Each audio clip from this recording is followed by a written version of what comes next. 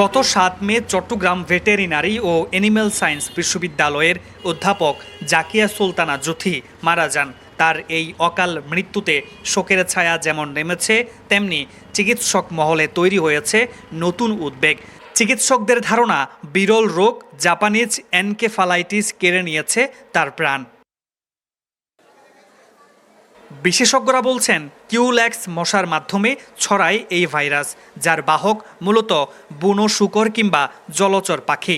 মশার কামড়ের মাধ্যমে ভাইরাসটি মানুষের শরীরে প্রবেশের পর তা সরাসরি মস্তিষ্কে সংক্রমণ ঘটায়, যার ফলে রোগী দ্রুত কোমায় চলে যায়। বিশ্বজুড়ে এই রোগে মৃত্যুর হার 30% পর্যন্ত। যে কোনো ভাইরাস দিয়ে ব্রেন ইনফেক্টেড যখনই হয় সেটা কমায় যেতে পারে পেশেন্ট। সাধারণ অন্য ভাইরাস দিয়ে যখন এনকেফালাইটিস হয় সেগুলোতেও যেতে পারে, এটাতেও যেতে পারে।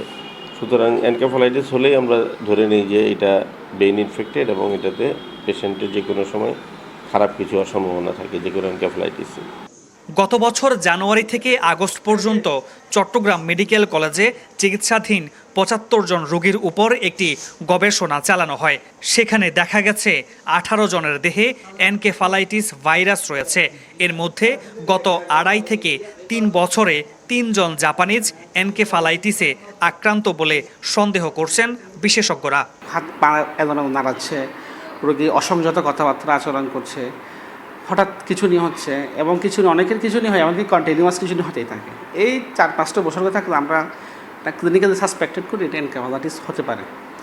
তখন এই মুহূর্তে করণীয় হচ্ছে আসলে হসপিটালে ভর্তি হওয়া, টারশিয়ারি কেয়ার হসপিটাল, যেখানে নিউরোলজিস্ট আছে ওরকম হসপিটাল। তবে উদ্বেগের বিষয় হলো, মাঠ পর্যায়ে এই রোগ শনাক্তের ব্যবস্থা পর্যাপ্ত নেই। সিভিল সার্জন কার্যালয় বলছে, জেলা বা উপজেলা পর্যায়ে এনকেফালাইটিস নির্ণয়ের জন্য প্রয়োজনীয় কিট এখনও পৌঁছায়নি। তাই সচেতনতাই এখন বড় হাতিয়ার। এবং আমরা যেগুলো মশা থেকে দূরে থাকার জন্য যে অডোমস টাইপের যে ক্রিমগুলো ইউজ করি, এইসব ক্রিমগুলো ব্যবহার করা উচিত। এবং এই মশাগুলোর কামড়ের উৎপাতটা বিষয়ে আপনার ভোরবেলা এবং সন্ধ্যার সময় এই সচেতনতাটা আমাদের বাড়ানো উচিত।